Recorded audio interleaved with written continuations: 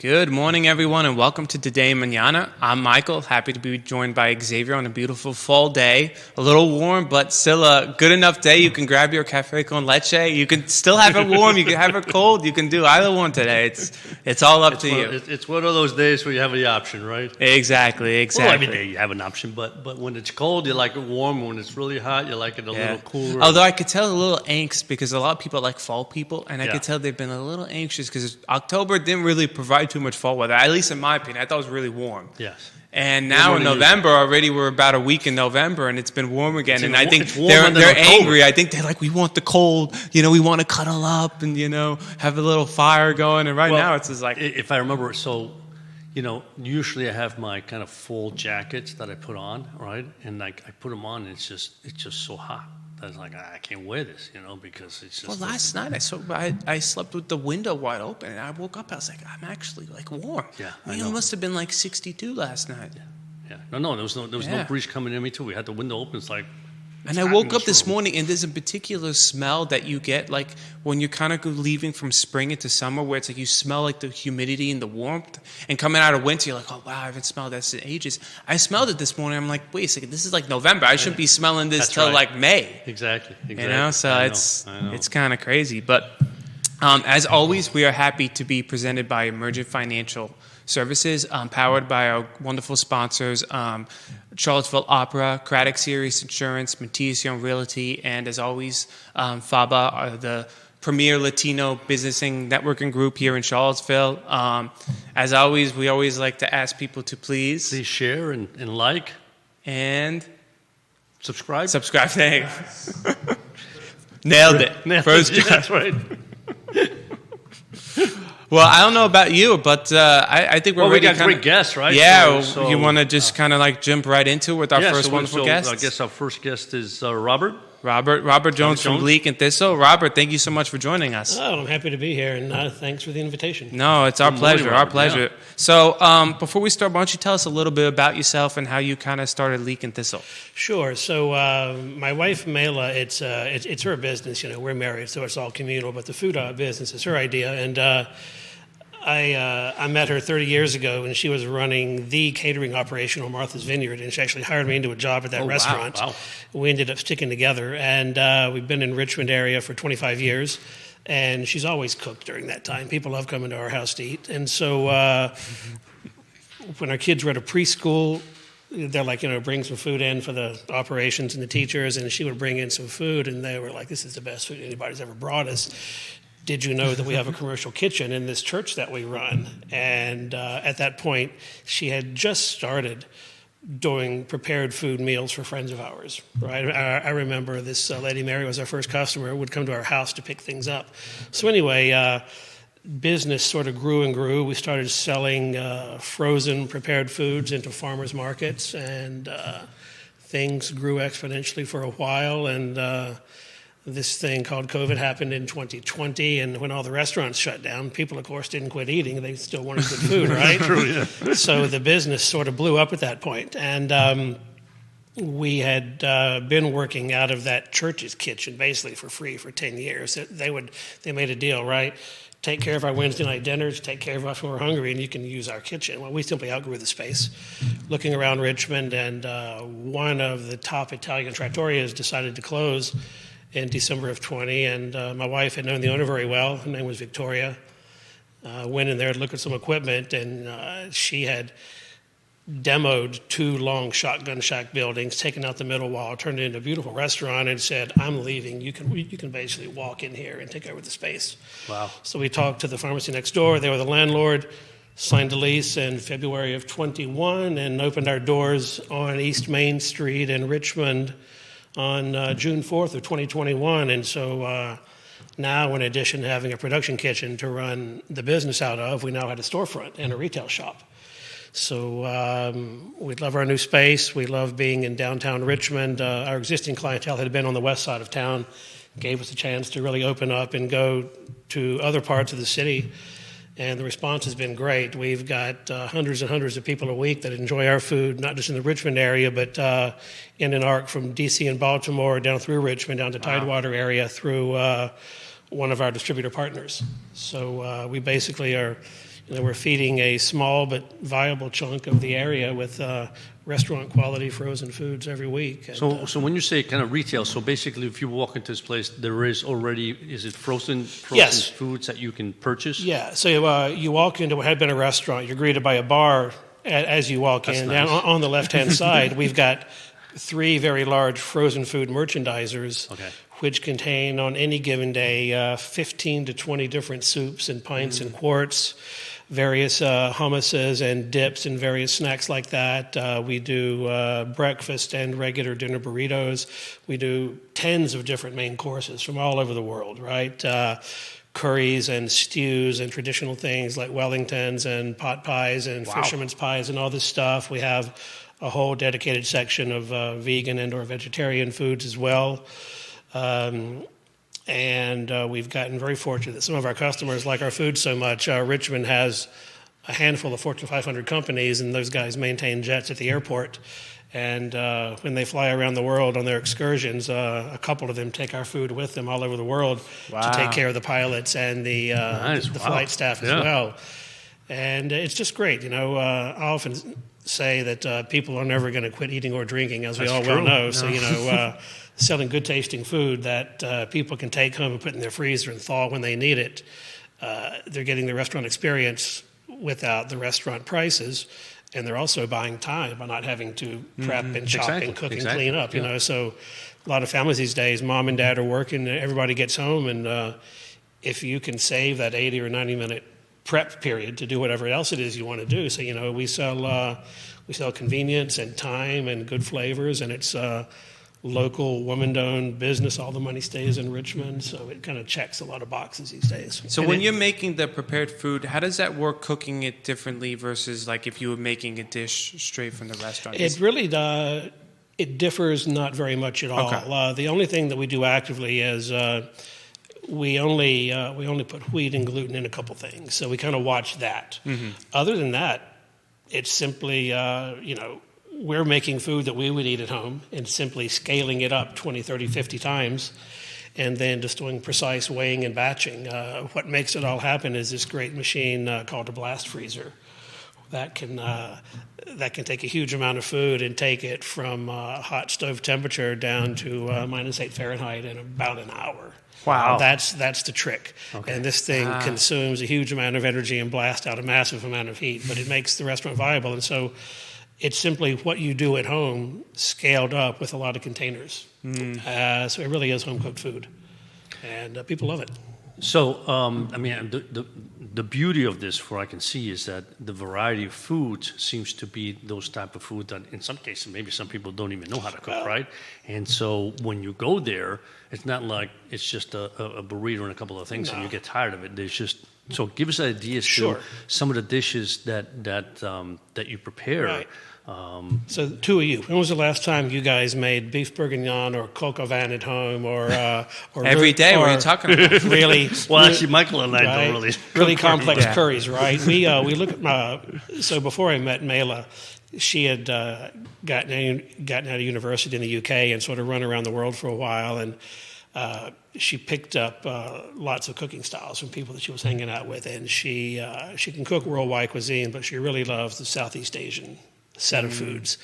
And she grew up in the UK as well, so exposed to a lot of things. So we do high-end stuff. We do traditional things like chicken pot pie and shepherd's pie. We do this lovely Greek chicken bake that's got a load of tomatoes, garlic, onions, red chili flakes, and cinnamon and allspice, and then chicken thighs. It's got feta and dill on the top of it. This is just a magic dish. We do stuff from the Caribbean. We do a lot of Asian food. We will do things from England like a Somerset pork and apple stew that our mom used to make, right? And it changes seasonally. We have a set of core recipes that as the year goes by and ingredients come and go, we'll substitute in and then do riffs on those items. And this time of year, a lot of people like to enjoy the traditional holiday meal but don't want to cook it.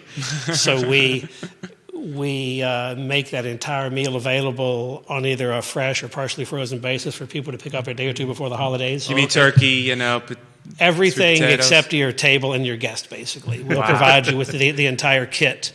And another avenue that we found that people love using our food for is, say someone is just getting back from the hospital. Families just had a child. Something's happened, right? People love to take food to people's houses. That's a pretty big chunk of what we do. People will come in and grab things. My neighbors broke their leg and can't cook, or whatever it is. So food as a gift, food as a time-saving thing. So it really is cuisine from all around the world. Right. And, I've been extremely fortunate in that I've been eating that food for the past 30 years, and it's treating me pretty well. And people love it. They like the convenience. They love the flavor. They just like being able to pay less than restaurant prices to eat restaurant quality food at home. No, exactly. That's important. That's the real trick right there.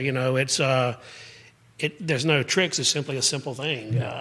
Good quality at good price, right? Yeah. And so, what does your daily routine look like? Like, how many dishes can you and Mela cook in a day? So at this point, we are. I was never part of the food prep. Just so you know, maybe food tasting. Dishes. So I'm the drone in Mela's hive, right? Mela runs the business, right? I work there and I do the front of it, and of course, there's been material support for years and years, but. Starting out, she was the chef. She was making everything. We're at a volume now where we've had a really talented chef named Danielle who came down to Richmond, I think in 2019 or 2020. I'm not sure, but Mela had met her. And she is our chef now. She executes all of our recipes. Mela's busy running the business. That's why she's not here today, right? Mm-hmm. 6 days a week, she's at it from 8 in the morning until 8 at night, simply keeping the business going, doing the ordering, and running the operation. And so typical day is we have our chef and we have 3 to 4 other people in the kitchen on a daily basis, and produce is coming in, meats are coming in, turned into delicious food. People walk into the shop and comment how great this thing smells, and I only notice that when I pull into the parking lot every morning, I can smell the exhaust fan pushing it all out there in the neighborhood. But if you enjoy the smell of garlic and chilies and things roasting and that whole grandma's kitchen sort of flavor. That's what it smells like when you walk in. There's something where we're cooking and preparing food 5 days a week, full time. And that keeps our chef really happy because she has weekends off. And how many professional chefs get a weekend off? Yeah. And we're very... It's the opposite. Most of 2 days you're working. We're very lucky to have her. She enjoys her work, and she's been with us at our shop since we opened and before that. And so, it's very much a team effort. And, it's simple, really.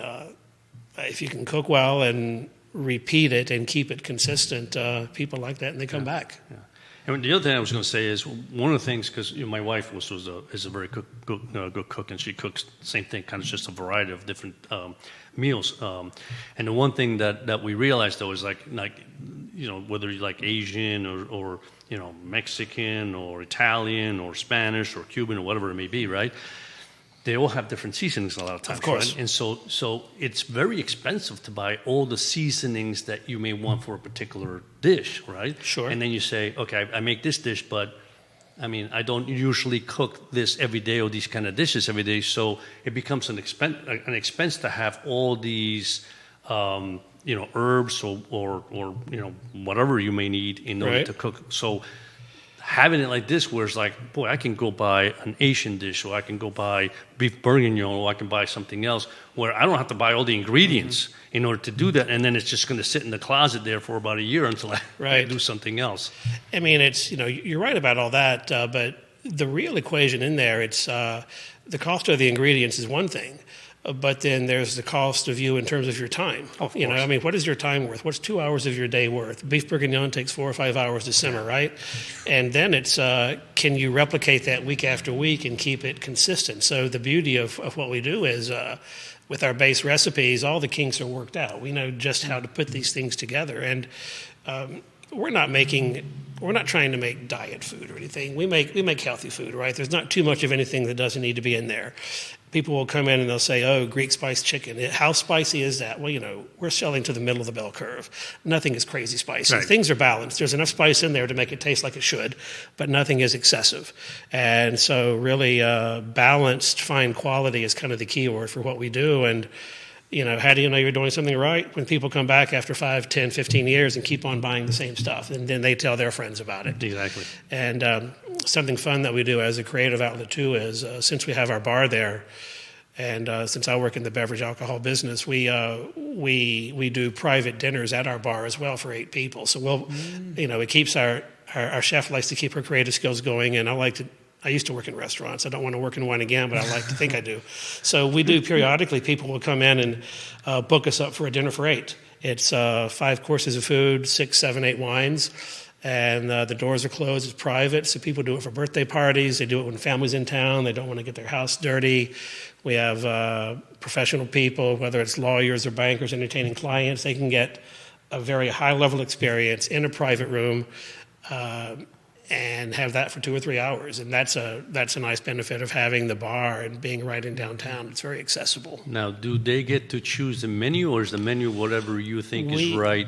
Yeah, since we don't have a standard menu, anytime when a client books an event, I'll go to Danielle, our chef, and say, Danielle, I need a menu for 8 people on whatever it is, November 20th.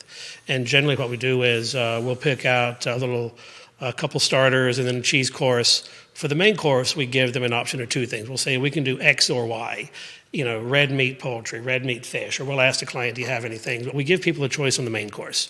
But beyond that, they're coming in to experience what we do. So we basically make a seasonal menu, shoot it out ahead of time. Is there anything here you have a problem with? We'll do some back and forth on it. But generally, people like what we do, and the vast majority of those dinners is repeat business and just regular clients that want something to happen, and that's been a lot of fun. It keeps us there later at night, but it's very enjoyable. Yeah. And you had mentioned before the show started about the wine bar and how you like to manage it. Right. What kind of got you a little bit into wine? To be honest, not wanting to go to graduate school. So I grew up in Roanoke, and I had a degree that basically qualified me to go to graduate school, right? And didn't really want to do all that. So I'd been working in restaurants, waiting tables, and I figured out something really quick, right? When you're a server in a restaurant, in effect, you're a commission salesperson. You're working on 15, 20%. And if you want to make more money, you sell more stuff. How many main courses can you really eat at dinner, right? I mean, 1.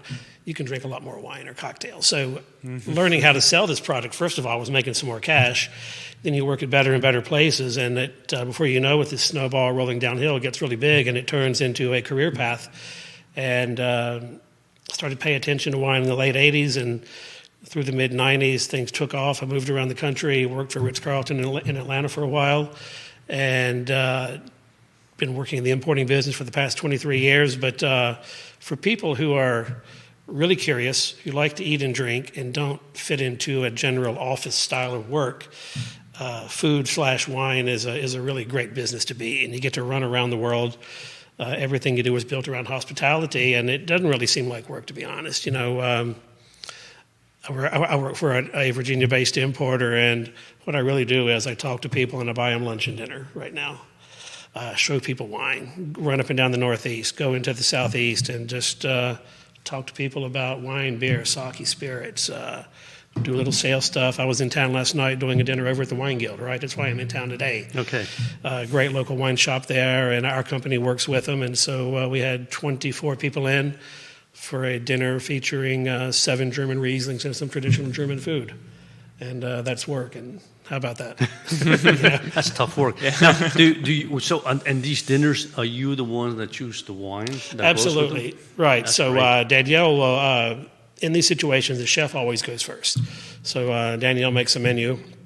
I'll look at the menu, pick up the general theme on it, put together an arc of wines that will complement it very well. And then during the meals, people come in and sit down, and I'm basically the MC for the night, right? I'm behind the bar, leading the service team, and they come in not just for dinner, but they come in for a show. Honestly, right. They're coming in for entertainment as an ancillary part of their meal, and they get full explanation of what the wines are, where in the world they come from, what do they taste like, and how does it fit into this dish. And it's not just picking a wine for each dish, but looking at the menu as a whole and figuring out how does each one flow into the next, what precedes it, what follows it, making sure it all is very well knit together. That's what separates simply picking wine to go with a meal versus having a cohesive dinner experience, is making sure that the flow is right and that the intensities rise and fall at the right time, so that you've got this seamless progression up and down for the meal. Absolutely. And that's what I really, really like doing. I do a lot of education in my job and other professional things that I'm part of. So people find wine knowledge fascinating, and for people who are curious, it's great because you'll never get to the end of the road learning about this. Beverage alcohol writ large is an endless journey. And, the real question is how far down the road can you get before your time is up, right? Exactly. You realize how many variety of wines there are. And then I also love your appreciation for comparing the wines, because I think sometimes in American culture, there's just so much a generic thing of just like, oh yeah, I'll just drink the wine without food or with food, but just any wine. They don't really pay attention to that. You go to Europe, especially places like Italy, there's much more emphasis on pairing wines. Sure. Like this wine will go well with this meal. And I think it also adds to the experience of eating and drinking. And then when you combine them, you understand why exactly certain wines are paired with food. It increases. I'm trying to look for a word. Enhances both. Enhances exactly the flavor of the meal and the wine sometimes. It does, and when it happens right, both the wine and the food benefit from it. It helps your understanding of that topic if you stop thinking about wine as a beverage in a glass and think about it simply as a condiment on the table, right? If you look at every sauce in the world, it has an acid component, right? There's wine, there's mustard, there's vinegar, there's something tart in every sauce, right? Wine is low pH, wine has high acid. And so, your comment about Italy, right, that's a very regional thing. There's a worn out saying in our business, right? What grows together goes together. If you're ever stumped for looking at what matches, and you've got a dish in front of you, the easiest question is, where does that dish come from specifically? And what is the local beverage where that comes from? Usually those two go pretty well together. Right, exactly. So regionality in pairing is the easy and the foolproof way to go, right? But if you've done this long enough, you can say, well, they do this thing in Tuscany called bistecca fiorentina, right? It's a big T-bone. It's got salt and lemon on it, right? Young Sangiovese goes with that because the salt and the lemon juice decrease the perception of acid in that Sangiovese. So you don't just have to put Sangiovese with that course. Any kind of see-through, bright red wine that's got tart fruit is going to work with that. So that could be Nebbiolo, could be Pinot Noir, Gamay, whatever, something light. So the matching is a very loose thing as opposed to a rigid set. And, if the worst thing happens and a guest doesn't like a pairing, it's like, it doesn't really affect me. I say the food's good, the wine's good, just don't mix them in your mouth anymore. You don't have to sauce the food in your mouth every single time, but if you like it and it works, the food will adjust the structure of the wine works with the food, and you end up getting flavors out of the two that weren't there originally. That's the real magic part of it. And it's brilliant. It's, again, what a great way to make a living and make your way through the world when you can work in a business that people are coming to you to have a good time, and most people don't bother to get knowledge about this topic, and so it seems a little esoteric or mystical to them. People always say, I don't know how you learned all this. I say, well, what do? You're an architect. You weren't born knowing that. You had to learn that. Exactly. Anybody can learn anything. It's a question of how much time do you want to put into it. That's right. Very good point. But great business. Wonderful. Well, Robert, it's been an absolute pleasure having you on. Before we let you go, where can people find you? People can find us on East Main Street, downtown Richmond, the 2100 block. We're 4 blocks east of the old train station. They can find us at Leek Thistle on Instagram. We have a website, leekthistle.com.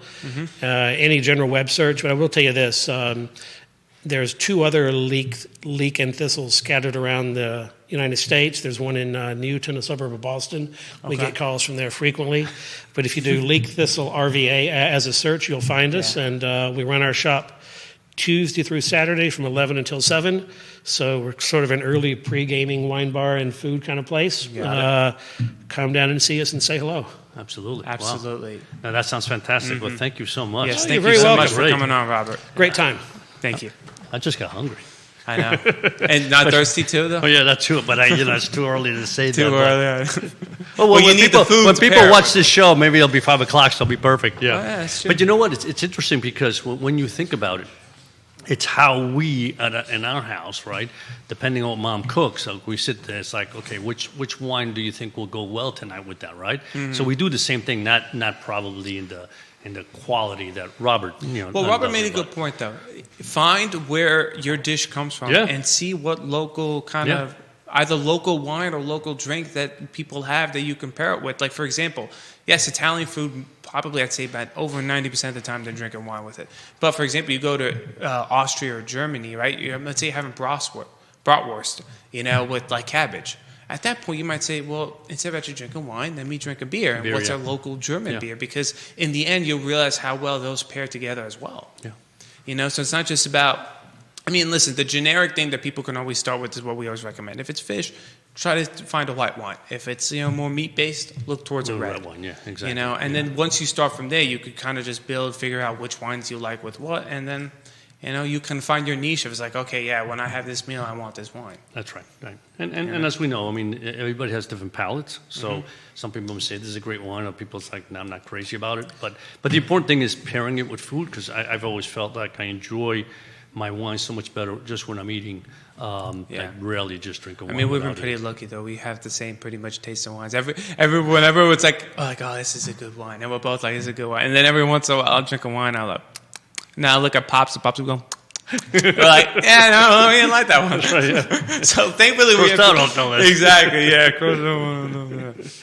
Well, from one fantastic guest to another, we're very happy to be joined now by Molly. Is it Molly Licklider? Is that how you pronounce it? Molly Licklider. No one pronounces right, so there you go. Oh, really? Yeah. Well, okay, I'm glad. I'm lucky. All right, so we're happy to be joined by Molly Licklider from So Molly. Molly, thank you so much for coming on. Yeah, thank you guys so much for having me. No, it's a pleasure. My pleasure, absolutely. And I'm so glad he's the one that was saying the name, because I said, I'm just not going to get that right. I was silly because usually every time you come on to ask, like, oh, how do you pronounce your last name? This is what I did do on camera. But then introducing before, like early in the show, I said Molly Licklider. I was like, oh, man, I really hope that's how you pronounce the last name. I know. My maiden name was much easier to pronounce. My married name is a little bit of a word jumble, but it's okay. Well, it's all good. So why don't you tell us a little bit about yourself and how you kind of started So Molly? Yeah, so I guess it's kind of like a twofold. Back in January, I started bringing headbands, like I'm wearing today, to work. And I started having a lot of my friends and my coworkers say, like, I love these things. And I was like, really? And I'm like, yes. And for a while, I was in a struggle of like building confidence in what I was doing, and I had just so many people telling me like, I love this, like you should really like look into making something of this. And at the same time, my brother was planning a fall festival, and he was on the board for that. And so he was like, I really need vendors. Like, this is the first time we're doing it out in Fluvanna County, the Fluvanna County Fall Festival. And so he was like, you have till September, and I need a vendor. And I'm like, okay. And so my dad and I got together. My dad's also very handy and crafty. And we were like, well, we should both do a booth. And I was like, well, my coworkers said they really like what I do. What if I just make something out of this? And that's kind of where it went from being like, oh, that's So Molly, like S-O Molly, to being like, that's so S-E-W Molly. So they kind of started the creation of it. And I had my first craft fair back in September at the Fluvanna County Fall Festival. And it went really well. And I just kind of was like, let's do this. Oh, wow. Okay. So what got you to sew your first headband? So actually, I began back in 2020. My husband and I were about to get married, and I wanted to get him a really good wedding gift. And I was like, what can I get him that is different? And so my mom has passed, and my dad said, if you want, I'll loan you your mother's sewing machine. And I was like, I'm going to teach myself to sew. And so everyone thought, like, that's crazy. You're going to teach yourself to sew. And I was like, yeah, I'm going to teach myself to sew. So I went on YouTube, handy-dandy YouTube, and I taught myself how to sew, and I made my husband a quilt for our wedding. And then from there, I just kind of kept going and kind of kept sewing and sewing and sewing. Quilts are pretty ambitious for project. Wow. Yeah, and that's what everyone said. Yeah, so, and then from there, I started making like, Christmas gifts and all sorts of stuff. And then I'm a nurse, so I am always looking for like practicality in my job. And so I made a headband, and I wore them to work, and people were like, I love these.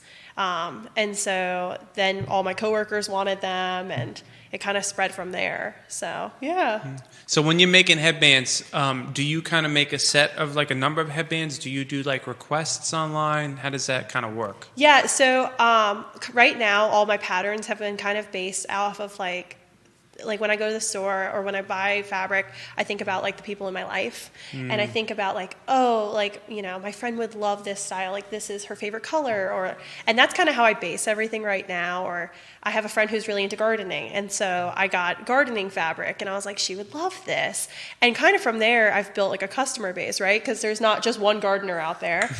And so I've been making like sets of like 15 to like 30 of every fabric that I buy.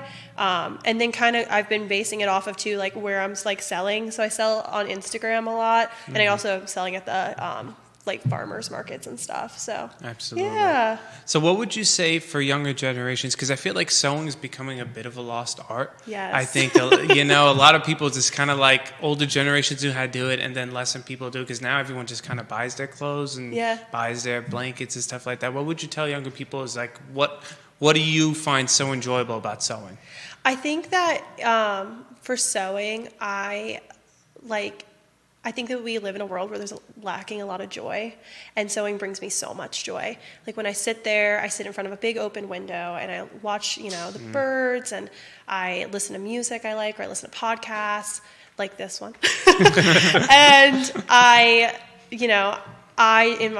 in my soul, I just feel so good about what I'm doing. And when my love language is definitely gifting. So when I give someone like something I made, I feel like it's just like me giving them like a big hug and being like, look, I took the time and the effort. Like I feel like it means more than, you know, something that's just like, hey, I went and bought you this item. So yeah. What are some of the other things that you sew, for example? So I also I sew like head clips, like little hair like ties.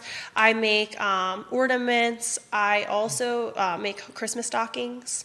Oh, okay. Yeah. Okay. That's going to be big in the next couple months. Yeah. I make baby blankets. I make table runners, all sorts of stuff. I also last year I got more into embroidery too, so I do both now. Oh, okay. Yeah, so I also embroider like hand towels and blankets and shirts and things like that. Is the embroidery handmade, or is there also a machine that does No, that? so I'm actually in the process of learning digital art. Okay. So I do it in an embroidery machine, but I've been teaching myself how to do digital art. We're very early on with that, but like I can digitalize onto a machine and teach like my machine like how to stitch out everything on like different materials. Wow. So anytime you want to learn how to sew something new, you go right to YouTube? Yeah, that great handy tool. I know. Yeah. It's incredible because our mom does that sometimes too, where she wants to learn how to like cook something or make something. The first thing is always like YouTube. And there's like so many like thousands of channels of like some random person, great. from like, I don't know, like, she'll find it from these random places, and it's like, this is how I make, this thing. And my mother will watch it for like 10 minutes. Yes. Yeah. And great. it's just like, it is amazing. I mean, because it's true. Like in the old days, the way it happened is, your grandmother would teach you, right? This is how you sew, etc. So you would learn, right, from you were, a young child, and then either you did it when you got older or you didn't, right? But in today's world, it just seems like there's so much you can learn. And just a quick, we used to have this car called the PT Cruiser, right? And the battery died, right? I've changed batteries in cars a million times, right? I go change this battery. It's like, I couldn't take this thing out. It's like, how does this battery come on? So I went on YouTube, and the guy says, these PT Cruisers are a pain in the neck because you got to take, there was a piece of equipment in the back, part. They had to dismantle this whole thing to take out the battery. And I said, take out to YouTube, because I was like ready to bang that thing off. It's like, how can I not take this battery off? Yeah. So it's just great. It's like no matter what it is, it seems like you can find it and just watch somebody do it, because there's a difference between, sometimes you look at a book and you see the steps, but there's a difference between watching somebody do it and say, oh, wait a minute. Yeah, I see that. I see what they're doing. Yeah. That was also my my Aunt Debbie. She lives up in New Jersey, and she is like the only other person I know who is like an avid quilter and always has been. And so when I went about this, like, oh, I'm going to make this quilt, I called her and I was like, hey, how do I do this? Yeah. And she was like, well, and she did send me a ton of books in the mail. And she was like, but I think your best bet, because we live so far apart, is, I think for all the extra fill in the blank questions you have, she's like, you really should go to YouTube. And she recommended a ton of different channels and everything. Right. And that kind of led to that, of me being like, oh, okay. Or how do I fix this now that I've destroyed it? How do I dig myself out of this hole before I spend more money on fabric? How long did it take you to sew the quilt? So my first quilt, oh gosh, I think it took me 4 months. Yeah, and I actually, I I'm crazy when I decided I'm going to do something like this, I jump head in.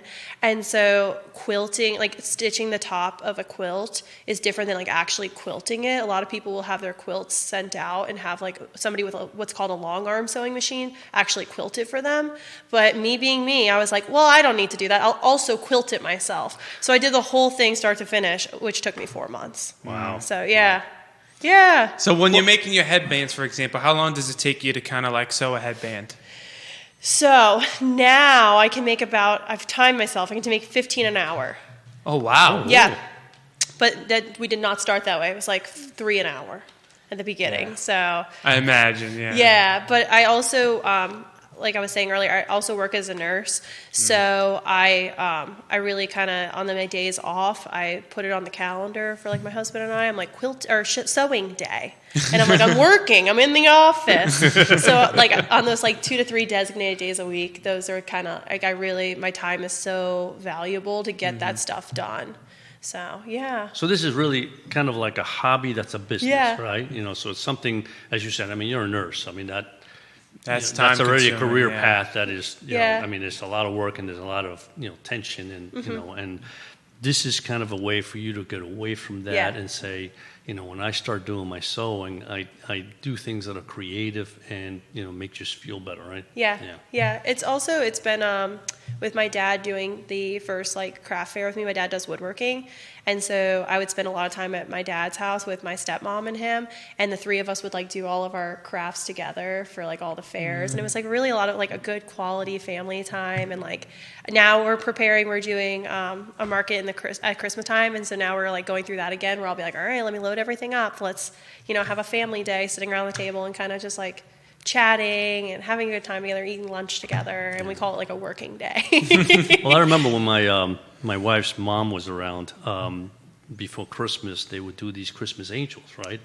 And they'd spend, just hours and days, creating, obviously the whole body, the angel, the hair, and it was just amazing to watch them both do it, because, my wife's, my mother-in-law, my wife's mom, she also sewed, right? So she would teach my wife how to do things, and they just, it's interesting. Like I said, it was just, you can see their creative juices. When they did that, by the end of the time, they just felt better about themselves, right? Yeah. Because especially the finished product, you look at it and say, wow, that's really nice. Yeah. And they're like, and they also love to fish for the compliments, show off the good look. Oh, so beautiful, you did so good. And then they go show someone else. Yes.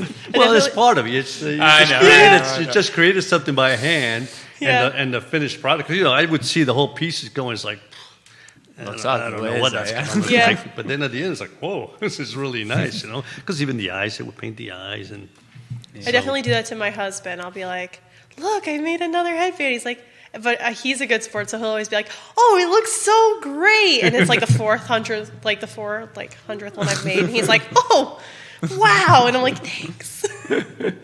But it's just been like a wonderful creative outlet for me. And do you have any ideas to potentially expand in the future, like storefront, or take it step by step? I guess that would be like kind of the hope. I'm kind of so like I said in January, this has been like such a confidence builder for me. Like for a long time, I've always been a crafter, so for years and years and years, I've always told myself like, oh, my stuff's not good enough. And so this past year, I had a lot of people come to me, and they were like, no, it is. And so now it's kind of, I'm just letting, nature take its course, and I'm telling myself like my stuff is good enough, and I'm kind of just letting what happens happen. And so I'd love to see that one day, right? But I'm still in the foundational phase right now. Which is like also a very exciting point to be in, because I'm just allowing this to, this flower to blossom, and absolutely in the way it will. Are there any like Christmas shows that you're going to be at or whatever? Because that's my next question. Oh, really? Oh, because I know that there's usually. I would say you guys coming. Because usually, my wife will. There you go. I might drive her there, most likely. But I know that typically, right, in like November they start coming out. Yes. So I'm doing the Charlottesville City Market. They're like their Christmas festival. Okay. I'm going to be there on November 30th, December 7th, and December 14th. The one over on Water Street. Got it. Okay. And that one's I think 9 to 1. So. All right. So is this like special with just those Well, I guess it's just doing the farmer's market, but kind of special. Is that what it is? Yeah, so they have like a different sign up process. So some people sign up for the farmer's market and for the Christmas festival, but they are like total, like it's run by the same, obviously Charlottesville city, but it's like two different entities. So like some crafters, like my dad is like a Christmas crafter, so he's solely doing the Christmas craft fair.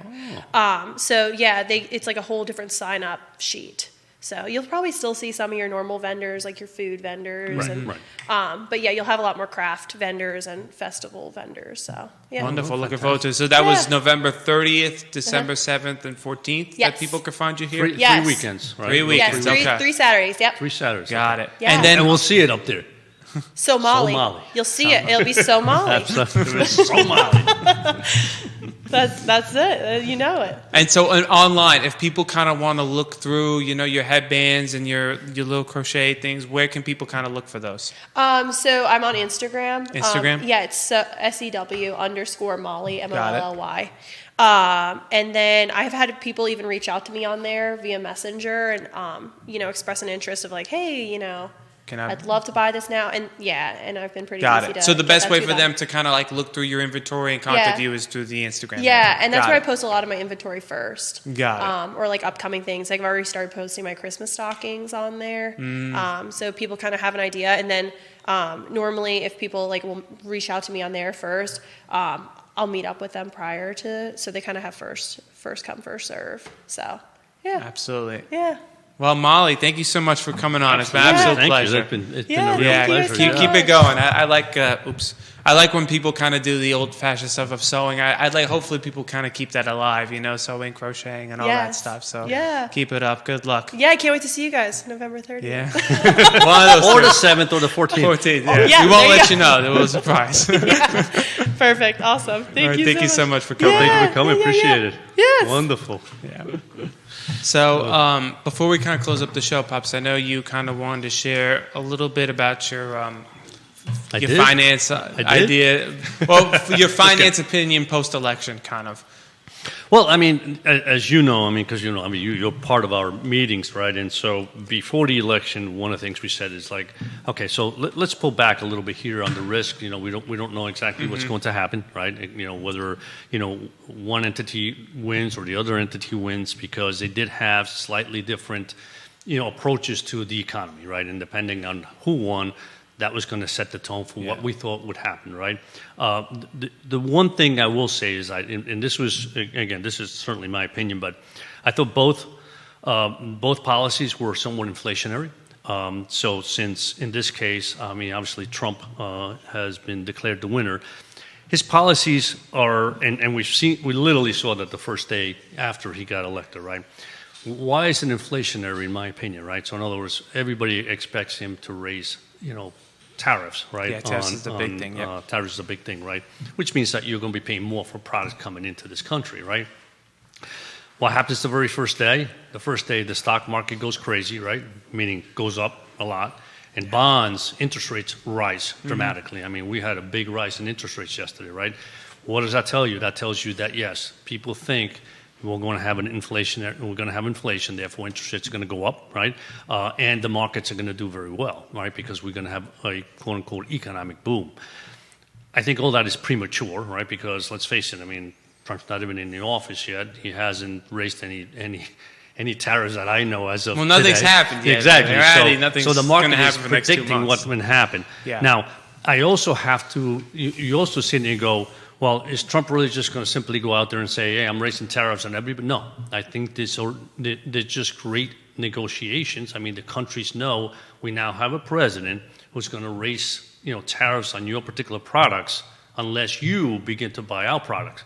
So if there's an interchange there, right, that is a positive interchange. And say, okay, I won't raise tariffs on your product, but this is what you have to buy from us.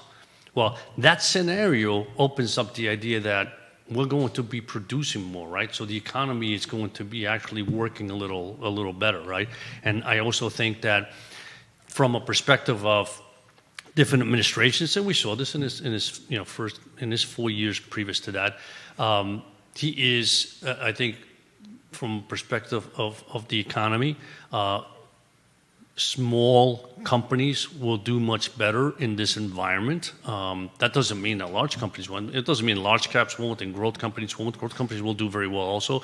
But I think small caps in this time frame will begin to do better. Now, it's going to take a little bit of time because if interest rates go up, again, those small companies are paying a lot more in interest rates than the larger corporations. But I think over time, and I mean, within a year and a half, I think it's going to be a dramatic change in how this economy is moving along, because I think his goal and his expectations are to really improve what we're seeing from a lower level, meaning smaller company base, loosening some restrictions, right? I think that's also good. If he makes energy a little cheaper, meaning obviously in this case, oil, and obviously the alternative energy of maybe nuclear. I think that will help, right? Because when you think of large companies can afford a lot more than small companies. Small companies' energy is a big factor. Mm-hmm. Interest rates are a big factor, right? So I think if you make those energy cheaper, those companies will be able to come back, right? If interest rates begin to come down a little bit, those companies will come back. And again, the beginning influence will be higher rates, good stock market. You mind if I interject quickly? No, go ahead, please. So with Trump winning, how do you think the effect what the Fed might do with interest rates? Do you has any effect or? So I think the Fed's talking today. I think they might still do a 25 basis point cut today. But they're going to decide to cut today? I think today. Okay. Yeah. Okay. Yeah. So that might happen today. But I think they may hold off, right? Because at this point, you do have, first of all, if you looked at the underlying inflation, the inflation really hasn't, it's come down dramatically from the 9s and the 7s, right? Mm-hmm. Not, but it's not at the 2% level, which is what the Fed likes to have, right? Frankly, I've always been, as you know, it's like, why is it 2%? Why can't it be 0? Why do we have to have inflation in the first place? So I think they might do the 25 basis points today, but I think they may hold off. I don't think for the rest of the year, unless the numbers really dramatically come down, I think they may hold off and see. We have somebody new. We have a new policy here because let's face it, if Kamala had won, I think the expectation was that it would have been somewhat similar to the Biden administration with a few changes here and there, but somewhat similar, right? Trump is a whole different type of policy, right? So I think they may hold back. But I think from the perspective of, in the investment portfolio, they're two dramatic different portfolios, right? Mm-hmm. And so, like I said, I think that we have already seen over the last 4 or 5 years, small stocks have not performed as well as growth and large cap. Large caps did very well. Growth have done very well in the last 2 years. Small caps have not, right? And dramatically not as well as the other two. Mm-hmm. And I think that's going to change, in the coming years. So. And I think the good thing too is that there was a lot of, we could see from our own clients a lot of uncertainty because you didn't really know the outcome of the election, what was going to be. It was hard to kind of predict a little bit. And I think people were kind of just a little nervous, like, what should I do with my money? I just keep in cash. I think at least now, post-election, at least you kind of basically like, okay, at least I know who's president or who's going to be president and kind of get a better sense of what's going to happen. At least now you can adjust. Because I could tell people were very kind of like nervous and like, what's going to happen? At least now it's like, okay. And let's be honest, that happens, unless an incumbent president wins, right? That happens every time, and you'll see it. There's an enormous move in the markets one way or the other when a new president, the day after the election, right? Because people say, okay, this is what they talked about, and therefore I know exactly what's going to happen now, right? But in particular in this one, I think most people were a little more cautious and see, what's the outcome going to be? And once the outcome happened, I think people right away said, okay, I am now bullish on this particular sector or whatever. Yeah. But like I said, when you think about it, in one day we had a microcosm of what I think is going to happen for a small period of time, which is, the expectation of some inflation into the system here, but also an economy that's going to start to boom again, right? So I think all that is positive. And let's be honest, from the perspective of if you bring back more jobs into this country, right, tax revenue goes up. Tax revenue goes up. That's good for everybody, right? Because you don't have to borrow as much. So I think overall, if the economy begins to grow more, you get more revenue, right? And therefore, I think in that case, eventually interest rates begin to come down. Right? Interesting. So a lot of stuff to talk about in the coming months. That's a kind of, as you know, we talk a lot about more in our meetings, but that's in a summary. Exactly. Yeah. So, well, thanks for sharing that. It'll be interesting. It's for me, this is always fun because now it's a change, and so you need to then sit back and readjust. Your strategy is to okay, what do we need to do next? Absolutely. Well, thanks for sharing those, Pops. You're welcome. So actually, next week we got another fantastic guest coming. We're going to have the Valley Mobley. I think they are a coffee shop, but I don't want to 100% say that just in case I'm wrong. I think that might be. But that should be on next week. I don't know whether it's going to be you and me, someone else. Yeah. We'll keep that on the open. This way we'll surprise keep our everybody wonderful on their viewers. toes. Yeah, who's coming next week? Exactly. But as always, we are very happy to be presented by Emergent Financial Services, powered by our wonderful sponsors, Matthias Realty, Craddock Series Insurance, Charlottesville Opera. Thank you, Pops, for always being here and it's always fun providing being your with you. wisdom and your thoughts. And Thank you. Thank you to Judah behind the camera for making us look good. I Love CVille, and of course, always the biggest thank you to our wonderful viewers who watch and support us. Again, I always have to kind of put a little apology. I'm not on Facebook or Instagram, so my heart goes out to anyone who was liking the show or watching. Thank you to everyone. Hopefully next week Alex can give the shout outs to them. Like, hey, here's who watched last week. Thank you. But thank you again for everyone watching. Thank you to our wonderful guest. We look forward to seeing you next time. But until then, hasta mañana.